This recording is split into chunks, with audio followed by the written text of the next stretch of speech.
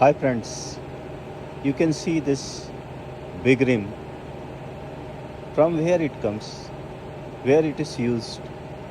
This big rim is for CAT 7890 190 ton dumper.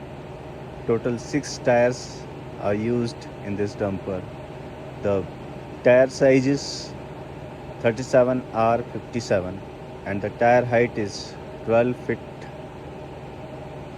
in diameter. You can see how this tire can be dismantled. It's a big talks.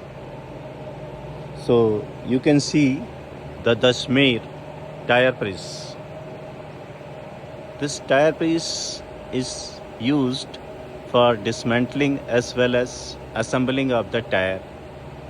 It's a hydraulic jack to press the tires, and the big jaws, you can see this jaws, total 4 jaws that holds the tire rim during assembling and disassembling.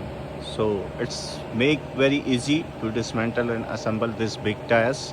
And for holding these tires, you can also see the apparatus, that is tire handler. This tire handler is used for movement of these tires, made by Monato.